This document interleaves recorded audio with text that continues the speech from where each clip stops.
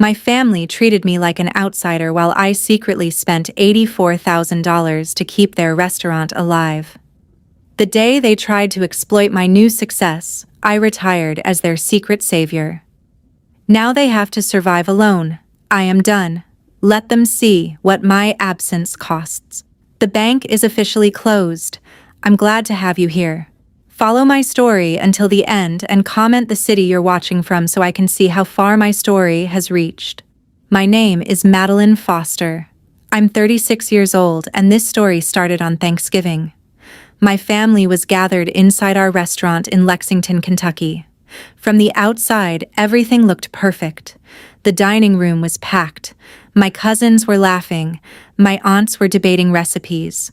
My parents looked happier than they had in months. It looked like the kind of family people envy. The truth was a little more complicated. The restaurant had been in our family for decades. Growing up, I heard my father say the same thing over and over. This place is our legacy. Every year, especially on Thanksgiving, that speech came back. I arrived shortly before dinner. My mother hugged me at the door. "Madeline, sweetheart, you made it." "Of course." After saying hello to everyone, I found my usual seat. Not beside my parents, not at the center table, near the kitchen door. It wasn't assigned. It had just become my place over the years. Funny how families do that. Nobody officially pushes you aside. They just get used to where you've been sitting. A few minutes later, my younger brother Ryan walked in. The room immediately noticed. "There he is," Dad said with a grin. Ryan laughed. "Dad, stop." "No, seriously, this guy keeps the place running."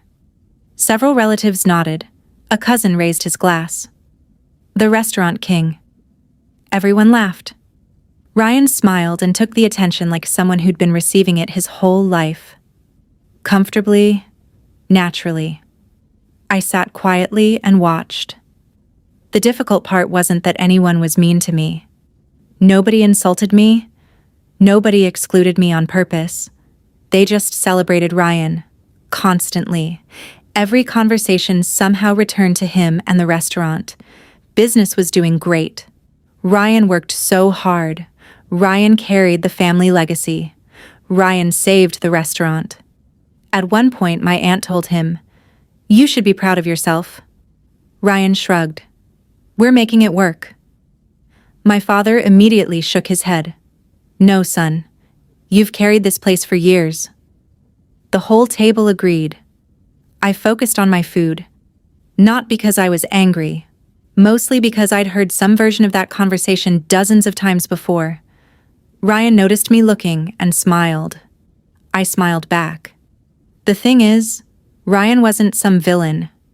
We weren't constantly fighting. That almost made it harder. If he'd been cruel, I could have hated him. If my parents openly favored him, I could have confronted them. Instead, it was always small things. Small assumptions, small omissions. Over time, those things add up. As dinner continued, people asked me the usual questions. "How's work? Busy? Still traveling a lot?" "Yep." "Everything going well?" "Can't complain."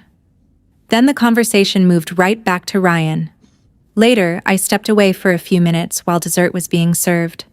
A couple of longtime employees were cleaning up near the kitchen. One of them smiled when he saw me. "Good to see you, Maddie." "You too." He glanced toward the dining room. "Looks like everyone's having a good night." I looked through the service window. My father was talking. Ryan sat beside him. Everyone was listening. Everyone looked proud. "Yeah," I said. "Looks that way."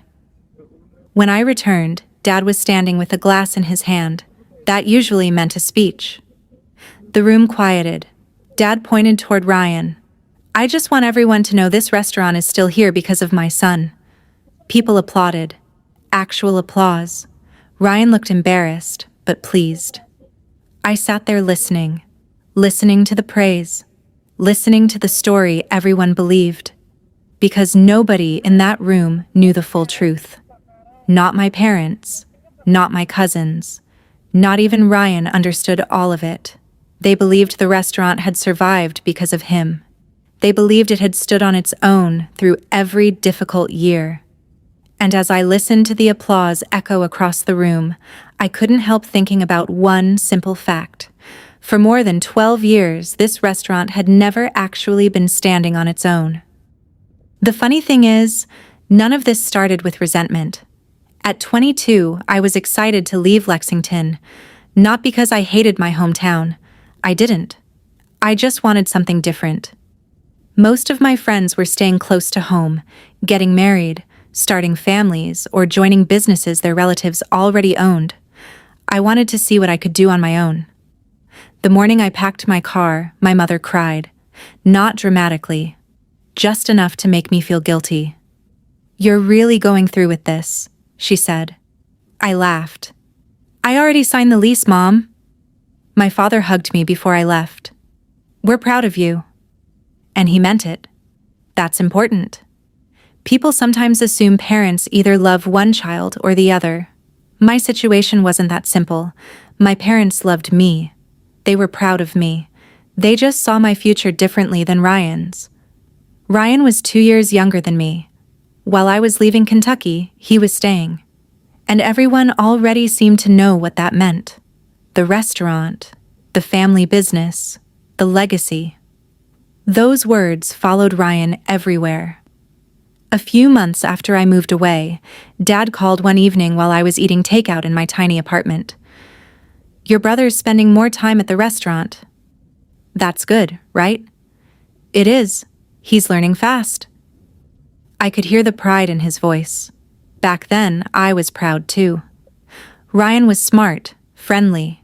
People liked him. If anyone could eventually run the place, it was probably him. Over the next few years, our lives moved in completely different directions. I worked long hours in logistics. Nothing glamorous. Lots of spreadsheets. Lots of problem solving. Lots of coffee. I bounced between apartments, changed jobs twice, and slowly built a career. Ryan stayed in Lexington. Every holiday visit seemed to bring another update. Ryan was helping with operations. Ryan was learning purchasing. Ryan was meeting suppliers. Ryan was preparing for more responsibility. The restaurant became part of his identity. One Christmas, I walked into the dining room and found Dad showing Ryan old business records, actual binders from decades earlier. "One day, all this will be yours," Dad told him. Ryan looked excited. I remember smiling. Honestly, I didn't feel left out. Not then. I had my own goals. I didn't want to run a restaurant. I wanted my own life. And for a while, everything felt balanced. Ryan had his path. I had mine. Whenever relatives asked about me, they usually said things like, "Madeline's doing great out there," or, "She's always been independent." At first, those comments sounded like compliments. Eventually, I noticed something else. People rarely worried about me. If Ryan had a challenge, everyone gathered around to help. If I had a challenge, everyone assumed I'd figure it out myself. Not because they didn't care, because they believed I could handle it. There's a difference. A small difference. But over time, it matters. Still, I wasn't complaining. I was building a good career. I got promoted, then promoted again. The first time I rented an apartment without roommates, I called my mom immediately. She sounded genuinely happy. "We always knew you'd do well." A few months later, I came home for a weekend and met Ryan for lunch. We sat in a booth at the restaurant before opening. He looked exhausted. I remember teasing him. "You look like you slept 3 hours." "Pretty close." "Restaurant life treating you well?" He laughed. "Ask me again in 10 years. We talked for over an hour. Sports, family gossip, work, nothing serious, nothing tense. Just a brother and sister catching up. Before I left, he slapped the table and grinned. "One day you'll get tired of those office jobs and come back here." "Not happening." "You never know." "I definitely know." He laughed again. Back then, there was no conflict between us. No bitterness, No scorekeeping. Just two siblings moving through adulthood in different ways. A few years later, I was working late in my apartment after finishing a project deadline. The television was on in the background. My laptop was still open. It was nearly 10 at night when my phone started ringing. Dad. I almost let it go to voicemail. Then I answered. Hey, Dad. For a moment, he didn't say anything. That alone felt strange. My father was never short on words. Finally, he spoke. Madeline, do you have a minute? The sound of his voice made me sit up straight, because in 26 years, I had never heard him sound like that before. Of course, I said. What's going on? Dad exhaled slowly. I could hear papers moving around on his end of the line. Things have been a little tight at the restaurant. That surprised me. Not because businesses never struggled. They do. What surprised me was that Dad was calling me about it. Normally, restaurant problems stayed in Lexington. I was several states away. How tight? I asked. There was a pause. Then he gave me a version of the story that sounded carefully edited. A supplier issue. Some equipment expenses. A few unexpected costs. Nothing catastrophic. Just a rough stretch. At least that's how he described it. Ryan's been working hard, he added quickly. I know he has. He really has. That sentence stuck out. I hadn't questioned Ryan, but Dad sounded like he expected me to. Eventually, he got to the real reason for the call. The bank wanted additional security before renewing part of the restaurant's financing. Dad cleared his throat. We were wondering if you'd consider helping. I leaned back in my chair. What kind of helping? We need a co-borrower. I remember staring at my laptop screen. A co-borrower wasn't the same thing as lending someone money. A co-borrower meant responsibility. Risk. My name would be attached to the loan. If things went wrong, the bank could come after me too. Dad quickly filled the silence. It would only be temporary. How temporary? A year. Maybe less. That sounded reasonable. Honestly, everything sounded reasonable. This wasn't some random business. It was our family restaurant. The place where I grew up. The place where I celebrated birthdays and graduations. The place where my grandfather used to sit every Sunday afternoon drinking coffee. I wasn't thinking like an investor. I was thinking like a daughter. A sister. A member of the family. Have you talked to Ryan about this? I asked. Of course. What does he think? Dad gave a small laugh. He hates asking for help. A few minutes later, Ryan called me himself. Hey. Hey. There was an awkward silence. Neither of us was great at serious conversations. Finally, he said, Dad probably made this sound worse than it is. That's usually his specialty? Ryan laughed. That helped. The conversation immediately felt normal again. We hit a rough patch, he admitted. A couple decisions didn't work out. What kind of decisions? He hesitated. We expanded some things too quickly. That was the first time I heard him sound uncertain about the restaurant. Not defeated, just frustrated. We'll recover, he said. I know we will. And I believed him, because at that point I had no reason not to. Ryan wasn't reckless. He wasn't lazy. He wasn't trying to scam anyone. He genuinely believed he could fix it. By the end of the week, I had reviewed the paperwork. The numbers weren't great, but they weren't terrifying either. The bank representative even described the situation as manageable.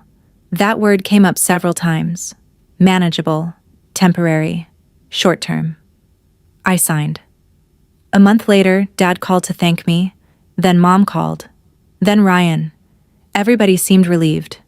For a while, life went back to normal. I focused on work. The restaurant kept operating. The crisis seemed over. When Thanksgiving arrived that year, the atmosphere felt lighter than usual. Dad was in a great mood. Mom kept talking about holiday sales numbers. Ryan looked exhausted but optimistic. At one point, he raised his glass toward me. Thanks for helping us get through that. I smiled. Just don't make a habit of it. Everyone laughed, including me, because honestly, I wasn't worried. The restaurant had survived. The family had survived. The problem seemed solved. Looking back, I think that's what made the first favor so easy. Nobody acted entitled. Nobody pressured me. Nobody demanded anything.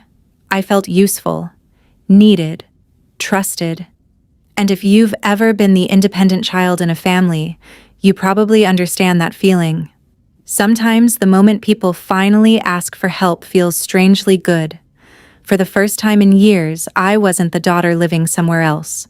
I was contributing. I mattered. A few months passed. Spring turned into summer. Work got busy. I wasn't thinking much about the loan anymore. Then one Tuesday afternoon, my phone buzzed during a meeting. Dad. I declined the call. A minute later, another call came through. Dad again. Then a text. Call me when you can. It's important. When I finally returned the call that evening, he answered immediately. His voice sounded tense. Not panicked. Not yet. Just tense. And before he even finished explaining, I heard words I never expected to hear again. We've run into another problem. I was sitting in my apartment when Dad said those words.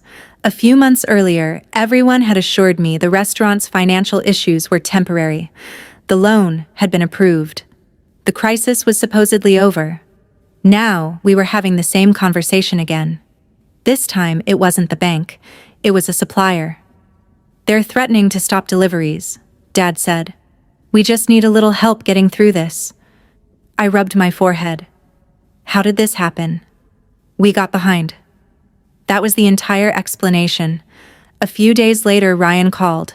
Before I could say anything, he laughed awkwardly. Yeah, I know.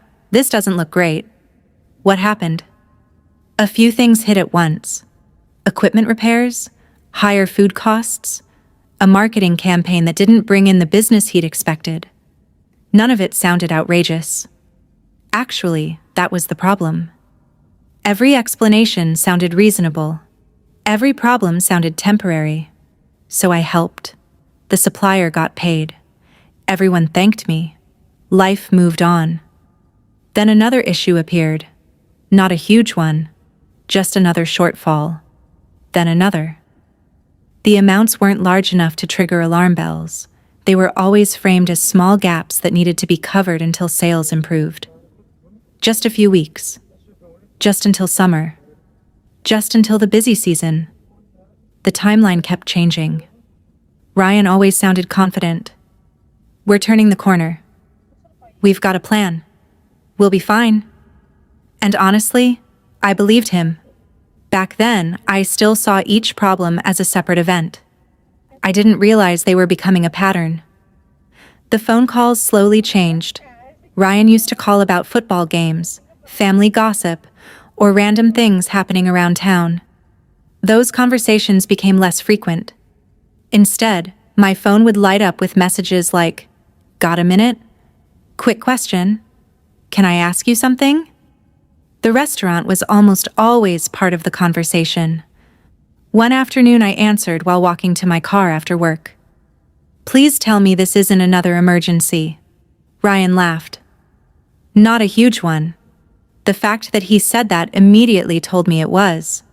As he explained the situation, I started asking more questions. Questions he didn't seem prepared for. How often has this happened? Not that often. What does not that often mean? A pause, then a vague answer. I let it go. At the time, I wasn't looking for a fight. I was looking for reassurance, and Ryan was very good at providing that. Whenever I started worrying, he'd paint a picture of how close they were to stabilizing everything. One good season, one strong quarter, one successful promotion. The breakthrough always seemed right around the corner. Meanwhile, my own career was taking off. I was earning more money than ever before. The occasional transfer didn't feel devastating. Compared to my income, most of the requests seemed manageable. That made it easy to keep saying yes. During a family gathering later that year, I finally saw the restaurant in person again. The dining room was busy. Employees moved quickly between tables. Customers were waiting for seats. Honestly, it looked successful. I remember feeling relieved. Maybe all those small emergencies were finally behind us. That evening, after closing, everyone gathered together for food and drinks. The mood was light. People were laughing, telling stories. Then Dad stood up holding a glass. I immediately knew a speech was coming. "I just want to say how proud I am of Ryan." Several relatives nodded. Ryan shook his head. "Dad, don't. I'm serious." The room grew quieter. Dad smiled at him. This restaurant went through some difficult years, and Ryan kept it alive. Applause broke out around the room. I looked around. Nobody questioned the statement. Nobody hesitated. Everyone genuinely believed it.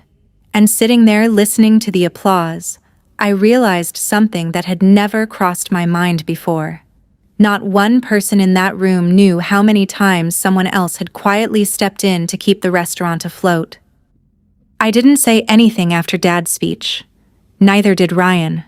The applause faded, people went back to eating dessert, and the evening continued like nothing unusual had happened. Because for everyone else, nothing unusual had happened. For me, something had shifted. Not dramatically. Just enough that I started paying closer attention. A few weeks later, I was on the phone with one of my cousins. We were talking about family stuff when she casually said, "I don't know how Ryan does it." "Does what?" "Keep that restaurant alive." I swear I'd lose my mind. I waited. She kept going. "Honestly, he's probably the hardest working person in the family." I remember looking out the window of my apartment and just listening. Not because she was trying to hurt me. She genuinely believed it. Everybody did. The strange thing was that I could have corrected her. I could have said, "Actually, I've helped quite a bit." But I didn't. What was I supposed to say? That I was quietly helping cover financial problems? That I was attached to loans nobody knew about? That some of those emergencies had been solved because I stepped in? The conversation wasn't worth turning into an argument, so I let it go. Again, that became a habit. Whenever people praised Ryan, I stayed quiet. Whenever someone talked about his sacrifices, I nodded. Whenever relatives called him the reason the restaurant survived, I changed the subject. At first, I told myself I was protecting family harmony. Eventually, I wasn't sure anymore. Months turned into years. My career kept growing. The restaurant kept having occasional problems. And every so often, my phone would ring. Ryan. Dad. Sometimes Mom. The requests were usually wrapped in reassurance. "We almost have everything figured out. This should be the last time. We're finally getting ahead." I noticed something else during those years. Nobody really asked what helping was costing me, not because they were cruel, because they assumed I was fine. I was the successful daughter living somewhere else, the independent one, the one who always landed on her feet. If I said yes, everyone assumed it was easy. One Christmas, I flew home and spent the afternoon helping in the restaurant during a busy rush. I carried trays, wiped tables, and chatted with customers I'd known since childhood. For a few hours, it felt good. Normal. One of the longtime employees pulled me aside. "Your brother's been under a lot of pressure." "I know. He works hard." "I know that too." And I meant it. Ryan did work hard. That was part of what made everything so complicated. The problem wasn't that he did nothing. The problem was that everyone only saw what he did. Nobody saw the rest. That evening, our family gathered after closing. Someone made a joke about Ryan practically living in the restaurant. Dad laughed. "That's because he's carrying this whole operation." Everyone nodded. Ryan didn't correct him. He didn't add anything either. He just smiled and took another drink. It was a small moment. A very small moment. but I noticed it. For the first time, I wondered whether Ryan had become a little too comfortable with the story everyone believed. Not long after that, our phone calls changed again. There were fewer conversations about family, fewer casual check-ins, more discussions about numbers, deadlines, invoices, problems.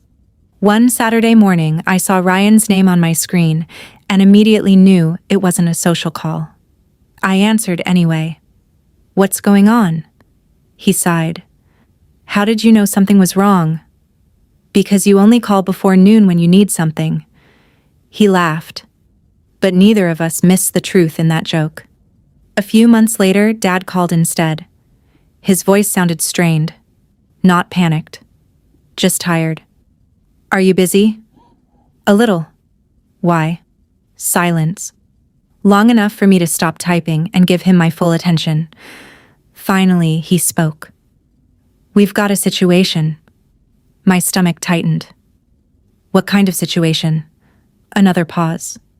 Then he said something I had never heard before. "If we can't cover payroll this week, some of the employees aren't getting paid." I sat back in my chair. For a moment, neither of us spoke. A supplier was one thing, a loan payment was another. Payroll felt different. These weren't numbers on a spreadsheet. These were people. Some of those employees had known me since I was a kid. One of them had worked for my grandfather. Another had watched Ryan and me run through the dining room when we were little. "How short are you?" I asked. Dad told me. I closed my eyes. The amount was painful but manageable, at least for me. "I'll take care of it." The relief in his voice was immediate. "Thank you." And that was it. The employees got paid. The crisis passed. Then another one arrived. And another. The years started blending together. I got promoted, changed companies, moved into a better apartment, traveled for work, built a solid career. Meanwhile, every few months, some version of the same phone call showed up. A tax issue, a vendor issue, a cash flow problem, an unexpected expense, a payment deadline. Always temporary, always urgent, always fixable. I kept helping, not because anyone forced me, because every situation seemed reasonable when viewed by itself. One year, it was overdue business taxes. Dad sounded embarrassed even bringing it up. "We've got most of it covered." "Most of it? We just need help with the remainder." I wired the money. A few months later, there was another problem, then another. The amounts varied. The explanations varied. The outcome rarely changed. The restaurant survived. Everyone moved on. I remember sitting at my desk one evening and opening a folder where I kept financial records. Not because I was suspicious, I was updating paperwork for my accountant. Out of curiosity, I started adding things up. Transfers, loan-related payments, emergency assistance, tax payments, vendor balances. I stared at the total longer than I expected. It was already well into 5 figures. That number surprised me, not because I regretted helping, because I hadn't realized how much help there had actually been. The money had gone out in pieces, small enough that I never stopped to look at the whole picture. I closed the spreadsheet and went back to work. The next morning, I barely thought about it. That's how normal everything had become. Around that time, I noticed something else. The conversations changed again. The gratitude started fading. Not completely, just gradually. The first few times I helped, everyone thanked me repeatedly. Years later, the requests felt more routine, less like emergencies, more like expected solutions. Dad would call. "We need a little help." Mom would say, "Things are tight right now." Ryan would explain a problem and move directly into discussing how to solve it. Nobody was being rude. Nobody was demanding. But the tone had shifted. My help no longer felt unusual. It felt built into the system, like another resource the restaurant could access when needed. One Thanksgiving, I arrived home after months of non-stop work. I was exhausted. The restaurant was packed. Customers were lined up near the entrance. Watching the crowd, you would never guess how many financial scares had happened behind the scenes. Ryan looked stressed but confident. Dad was proud. Mom was smiling. The business appeared healthy. I remember thinking maybe all the help had been worth it. Maybe we had finally reached stable ground. That belief lasted about 3 weeks. Then another phone call arrived. Another issue. Another deadline. Another problem that couldn't wait. By then I wasn't even surprised anymore.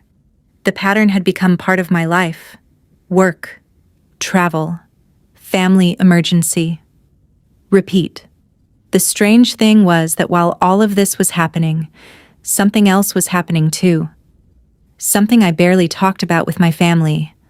A small software project I had started on the side. At first it was nothing special, just an idea. A tool designed to help distribution companies manage logistics more efficiently. I worked on it at night, on weekends, in hotel rooms during business trips. Most people in my family knew it existed. None of them paid much attention. Honestly, neither did I at first. Then the project started attracting customers. A few became dozens. Dozens became more. The numbers kept improving. Investors started calling. Industry publications started mentioning us. For the first time in years, I found myself looking towards something that belonged entirely to me. No family obligations, no emergency transfers, no restaurant crises. Just something I had built from the ground up. And the more it grew, the harder it became to ignore one simple fact. My little side project was starting to move much faster than anyone, including me, had ever expected. The first time someone offered to buy part of my company, I thought they were joking. I was sitting in a conference room looking at a proposal that felt completely disconnected from reality. A few years earlier, Horizon Fleet Systems had been something I worked on after hours. Now investors were talking about growth projections, national expansion, and acquisition opportunities. I remember calling one of my earliest employees afterward. "Tell me I'm not losing my mind." He laughed. "Why?" "Because someone just put a number on the table that feels fake." Welcome to the startup world. For the first time in years, I was building something that wasn't constantly in crisis. Problems still existed, of course. Customers complained. Software broke. Deadlines slipped. But those were growth problems, not survival problems. There was a difference. Meanwhile, the restaurant continued operating exactly the way it always had. Every few months, some issue would appear. Some deadline. Some shortage. Some emergency. And somehow, I found myself helping again. The strange thing was that the money no longer bothered me as much as the pattern. By then, I had started noticing how little anyone asked about my life. Whenever I came home for holidays, conversations followed a predictable script. "How's work? Busy? Traveling a lot? A little. That's nice." Then everyone went back to talking about the restaurant. Ryan's plans, Ryan's challenges, Ryan's future. At first, I volunteered information about Horizon. Nobody seemed particularly interested. Not in a cruel way. It just wasn't part of their world. Eventually, I stopped trying. One Thanksgiving, my aunt asked what exactly my company did. I spent about 30 seconds explaining. She nodded politely, then immediately turned to Ryan. "So what's next for the restaurant?" The entire table joined that conversation. I sat there drinking coffee. Nobody noticed. Honestly, I preferred it that way. The less attention my business received, the better.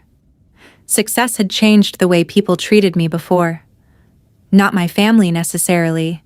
Other people, old acquaintances, former classmates, distant relatives. The moment money entered a conversation, relationships sometimes became strange. I wasn't interested in repeating that experience, so I got into the habit of minimizing everything. How's work? Good. How's the company? Growing.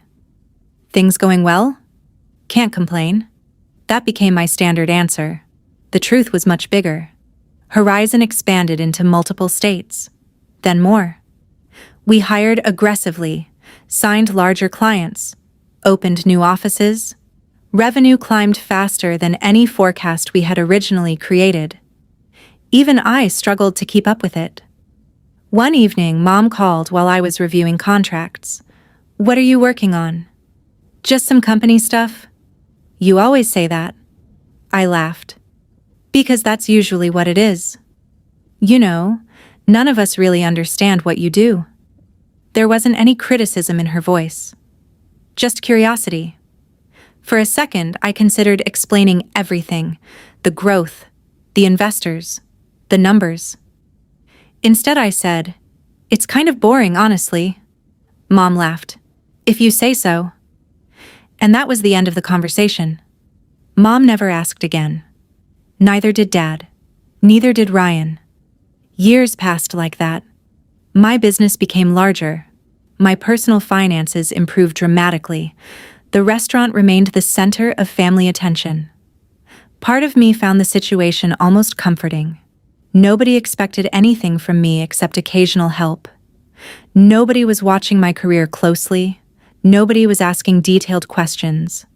My life and the restaurant existed in separate worlds. Then one morning, that separation disappeared. I was walking into a meeting when my phone started vibrating. 3 missed calls. 1 text.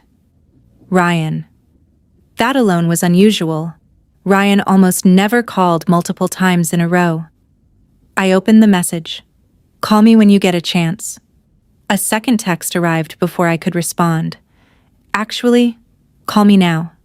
Something felt off. I stepped into an empty office and returned the call. Ryan answered immediately. His voice sounded strange, not worried, not stressed, almost stunned. "Madeline, what's going on?" There was a brief pause. Then he asked a question I wasn't prepared for. "Why is your name all over the business news today?" I closed my eyes for a second. So it had finally happened. The transaction itself wasn't secret. The paperwork was public. The investors were public. The announcement had been scheduled for weeks. I just never expected anyone in my family to see it. "What article did you find?" I asked. "I didn't." Ryan sounded genuinely confused. "My wife found it." That made more sense. Emily followed business news. Ryan didn't. A few seconds later, my phone buzzed. Ryan had texted me the link. I opened it. There it was. A full article discussing Horizon Fleet Systems and the sale of a majority ownership stake to a national investment group. The numbers weren't hidden. Neither was my name. I leaned back in my chair. "Well," I said quietly, "I guess that's accurate." Ryan was silent. Then he asked the question everybody eventually asks. "How much are we talking about?" I gave him a vague answer. Not because I wanted to lie, because I suddenly realized I didn't want to discuss it. Enough that I don't have to worry about money. That answer didn't satisfy him. I could hear it immediately. "Madeline, it's complicated." "No, it's really not." He laughed awkwardly. Then he said something that made me uncomfortable. "I had no idea you were doing that well." Neither did I thought. At least, not for a long time. The call ended politely. But something felt different. A boundary had disappeared. By that evening, Mom called. The next morning, Dad called. Then an aunt. Then a cousin I hadn't spoken to in nearly 3 years. Suddenly, everyone was curious about my business. People who had never asked a single question about Horizon wanted details. How big was the company? How many employees? How much was it worth? Was I retiring? Was I buying a house? Had I always planned this? The attention felt strange. For years, nobody cared what I did for a living. Now they cared a lot. One cousin messaged me out of nowhere. "I literally forgot you worked in tech." I stared at the screen laughing. That was probably true. A few days later, another cousin called. Someone I hadn't heard from in years. The conversation started normally enough. Family updates, work, kids, life. Then it shifted. So what's next? What do you mean? Now that you've made all that money? The way he said it caught my attention. Not earned, not built, made. Like money had simply appeared. I brushed the thought aside. At first, I told myself I was imagining things. People were curious. That was normal. Anyone would be curious. But over the following weeks, I noticed subtle changes. Questions became suggestions. Suggestions became ideas. Ideas became requests for opinions. Investment opportunities. Business opportunities. Partnerships. One relative wanted advice. Another wanted introductions. Someone else wanted feedback on a startup idea. None of it was outrageous. Not yet. Still, I found myself sharing less, giving shorter answers, changing subjects more often. For years, I had hidden my success because I valued privacy. Now I was hiding it because I felt exposed. Thanksgiving approached again. The family group chat suddenly became more active than it had been in years. Ryan texted more often. Dad called more often. Even Mom seemed unusually interested in my travel schedule. "You're definitely coming this year, right?" "Of course." "Good." The answer came a little too quickly. Good. Not glad. Not excited. Just good. Maybe I was reading too much into things. I hoped I was. Then one evening, Emily called me directly. That almost never happened. We got along fine, but most communication went through Ryan. After a few minutes of casual conversation, she brought up the article. "I still can't believe it." I laughed. "Honestly, neither can I." "No, seriously." Her tone changed. "You know what this means, right?" I frowned. "What do you mean?" There was a brief silence. Then she said it. Not rudely, not aggressively. Almost like it was obvious. "It means the family doesn't have to worry anymore." I didn't answer right away. Because in that moment, I realized something I hadn't considered before. The people around me weren't looking at my success the same way I was. To me, it was the result of years of work. To at least some of them, it looked like a solution waiting to be used. It means the family doesn't have to worry anymore. Emily probably didn't realize how much that sentence stayed with me.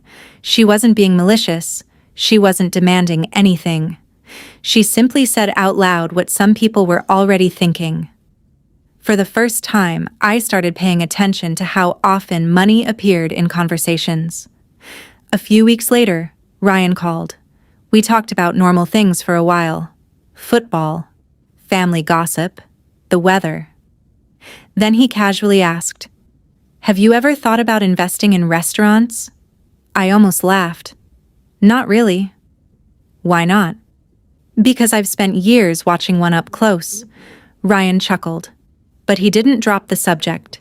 He started talking about opportunities, growth, expansion, new locations. The conversation sounded different from the emergency calls I was used to. This wasn't about survival. This was about ambition. "We've got room to grow," he said. "I thought you were still dealing with cash flow issues." "We are, but that's temporary." There was that word again. Temporary. I had been hearing it for years. When the call ended, I sat at my desk longer than usual. Something felt off. Not because Ryan wanted to expand. Business owners think about growth. That wasn't unusual. The strange part was how quickly everyone seemed to connect my success to those plans. A few days later, Dad called. The conversation eventually landed in the same place. Family, responsibility, opportunity. "Families help each other," he said. "I've been helping for years." "I know." His answer came quickly. Too quickly. Then he added something else. "You've been blessed with success, Madeline." Blessed. That word bothered me. Not because I objected to it. Because it made years of work sound accidental. as if horizon had appeared from nowhere, as if the long nights, missed holidays, and constant pressure hadn't happened. For the first time, I found myself ending a conversation with my father feeling frustrated, not angry, just tired. The more attention my finances received, the more uncomfortable I became. Eventually, I scheduled a meeting with a business attorney. Officially, I told myself it was about asset protection, which was true, at least partially. The attorney's name was Victor Hayes. He came highly recommended, professional, direct. The kind of person who looked at situations without emotional attachments, exactly what I needed. The meeting started with basic questions: business structure, investments, liabilities. Then he asked about the restaurant. I mentioned the loan, the emergency payments, the taxes, the payroll assistance. His expression changed, not dramatically, just enough for me to notice. How long has this been going on? I gave him the timeline. Victor leaned back in his chair. Have you documented all of this? Most of it. Good. That answer surprised me. I wasn't expecting the restaurant to become the focus of the meeting, but it did. For nearly an hour, we reviewed records, loan documents, payment histories, guarantees, old agreements. The deeper we went, the more questions Victor asked. By the end, he closed one folder and looked directly at me. Madeline, I need to ask something. Okay. Why do you keep describing this as helping your family's business? I frowned. Because that's what it is. He shook his head. Not exactly. That was the first moment I felt genuinely confused. Victor turned a document toward me. You've personally assumed financial risk. Yes. You've covered obligations. Yes. You've continued doing so for years. Yes. He tapped the paper. Then this situation is more complicated than you're treating it. For most of my adult life, I had viewed the restaurant through one lens: family, support, responsibility. Victor was viewing it through another: ownership, liability, legal rights. The distinction had never occurred to me. As he continued explaining, I found myself rereading documents I had signed years earlier. Documents I barely remembered. Documents I had trusted because they involved family. The conversation lasted far longer than I expected. By the end, the restaurant looked very different than it had when I walked into his office. Not emotionally, legally. And those two things weren't necessarily the same. Victor gathered the paperwork into a neat stack. Then he said something that made me forget everything else we discussed. Madeline, I don't think you fully realized how much leverage you actually have here. I stared at him. Victor opened another file, slid it across the desk, and pointed to a section I had never paid attention to before. Victor laid out every option in front of me: audit rights, ownership claims, reimbursement demands, legal action if I wanted it. The strange part was that none of it made me feel better. For years, I thought what bothered me most was the money, the unpaid loans, the emergency transfers, the tax bills, the payroll shortages. But sitting in that office, looking at stack after stack of documents, I realized something. The money wasn't what kept me awake at night. It was the pattern. I had spent more than a decade solving the same problems. Different year, different excuse, same outcome. And every time I stepped in, everyone got to avoid dealing with the real issue, including Ryan. Victor noticed I wasn't reacting the way most people would. You don't seem interested in pursuing this. I don't know if I am. Why not? I stared at the paperwork. Because they're still my family. He nodded. Not agreeing, just understanding. Before I left, Victor gave me one piece of advice. Whatever you decide, make sure you're solving the actual problem. That sentence followed me home. For days. Then weeks. I found myself replaying old conversations, Old emergencies? Old promises? We'll figure it out. This is temporary. We're almost there. The words changed. The pattern never did. The person I eventually called wasn't Victor. It was Eleanor Brooks. Eleanor had been my mentor since my late 20s. She was 88 years old, retired, sharp as ever, and completely unimpressed by money. When I told her everything, she listened without interrupting. No advice, no judgment. Just listening. When I finally finished, she asked a simple question. What do you want? The question caught me off guard. What do you mean? Do you want revenge? No. Do you want recognition? I thought about it. A little, maybe. She smiled. At least that's honest. We sat quietly for a moment. Then she asked another question. If they paid back every dollar tomorrow, would your real problem disappear? I opened my mouth, then stopped. Because the answer was no. The frustration wasn't coming from the money anymore. It was coming from the expectation, the assumption that I would always be there, always solve it, always rescue everyone. Eleanor leaned back in her chair. You can win on paper and still lose your peace. That sentence hit harder than anything Victor had shown me. Not because it was dramatic, because it was true. For several days, I did nothing. No decisions, no announcements, no confrontations. I went to work, attended meetings, had dinner with friends, tried to imagine different futures. In one version, I fought. In another, I demanded repayment. In another, I forced the issue legally. Every scenario ended the same way. More conflict, more resentment, more years spent arguing about the past. Then another realization arrived, one that should have been obvious. As long as I kept stepping in, nothing would ever change. Not for Ryan, not for the restaurant, not for me. I wasn't preventing the problem. I was extending it. The safety net had become part of the business model. That was a difficult thing to admit, because it meant some of my help had actually made things worse, not intentionally, but still.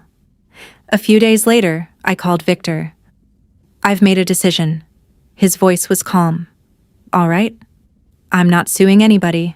I suspected that. But I'm done funding the restaurant. The silence on the other end felt different this time. Not surprise.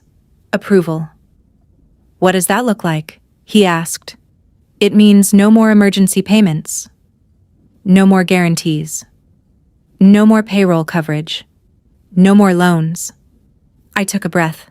For the first time in 12 years, they're going to have to operate without me. Victor helped draft the paperwork. Everything professional. Everything clear. No accusations. No threats. No drama.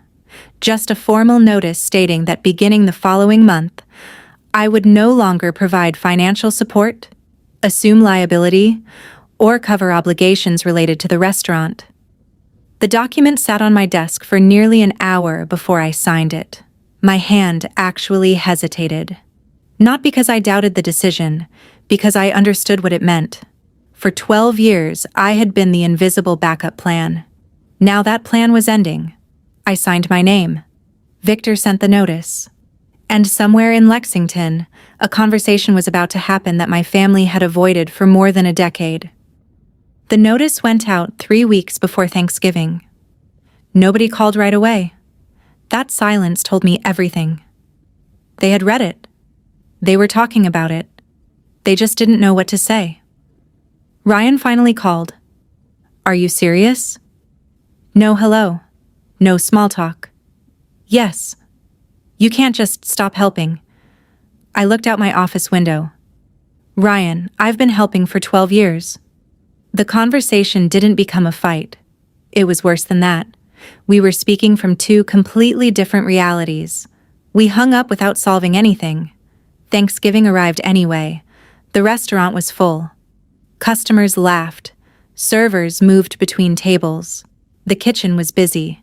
From the outside, everything looked normal. Inside, everyone felt tense. I took my usual seat near the kitchen door. Ryan sat beside Dad at the main table. Same as always. Dinner dragged along until Emily finally broke the silence. Are we going to talk about the notice? Every conversation stopped. Ryan looked at me. I don't understand why you're doing this. I set down my fork. What do you think I've been doing all these years? Nobody answered. Ryan sighed. We know you've helped. That word again. Helped. For years, I had protected everyone from the details. That night, I stopped. I talked about the vendor payments, the overdue taxes, the payroll shortages, the loan obligations, the emergency transfers. I gave dates, numbers, facts, nothing dramatic, just the truth. The room slowly changed. People stopped eating. Mom looked shocked. Dad stared down at the table. By the time I finished, nobody had anything to say. More than $84,000. Dad finally spoke. I didn't realize it was that much. The painful part was that he meant it. He genuinely didn't know. For years, nobody had asked how those problems kept disappearing. Ryan rubbed his face. Then he looked up. Okay, maybe you've done more than people realized. More? Not carried, not saved, just more. Then he leaned forward. Which is why this expansion makes sense. I frowned. What expansion? We've been looking at new locations. My stomach dropped. Then he said the number. 12 million. The room went completely silent. He wanted me to invest $12 million into expanding the restaurant. Not fixing it. Expanding it. I looked around the table. Nobody seemed shocked by the request. That was the moment everything finally became clear. For years, I thought my family saw me as someone who helped. Somewhere along the way, they started seeing me as a resource. Ryan saw opportunity. I saw 12 years of consequences. I stood up. Not angry. Not emotional. Just done. I love all of you, I said. A few people looked surprised. But I'm not investing. Ryan immediately started talking. I shook my head. No. For the first time, I didn't explain. I didn't negotiate. I didn't offer alternatives. Just no. Dinner ended early after that. Some relatives hugged me. Some avoided eye contact. Ryan barely spoke. Dad walked me outside. We stood next to my car in the cold. After a minute, he said quietly, I should have paid more attention. I looked at him. I think so too. Neither of us knew what came next. About 9 months later, the restaurant was sold. Not because I sued anyone, not because I forced it. Without emergency money, hidden payroll support, and constant rescue payments, the business struggled. Ryan tried to keep it running. I believe he did. But trying and succeeding aren't always the same thing. The new owners kept many of the employees. The building stayed open. Life moved on. Ryan and I still talk sometimes. Not often. Not the way we used to. Some things never fully went back. What changed most was me. The emergency calls stopped. The requests stopped. For the first time in 12 years, there were no surprise crises waiting for me at the end of the day. And sometimes I think about that story everyone believed for so long, that Ryan alone kept the family legacy alive. The truth was more complicated than that. The restaurant survived because someone kept filling the gaps nobody wanted to see. Once those gaps were exposed, reality had to stand on its own. Sometimes love looks like helping. Sometimes love looks like stepping back and letting people face the consequences they've spent years avoiding. If this story connected with you, share it with someone who might understand it. I'd love to hear your thoughts in the comments. Have you ever been the person quietly carrying responsibilities nobody else noticed? And if you'd like more stories like this, subscribe and stay with us for the next one. Thank you for listening. Take care of yourself, and I'll see you in the next story.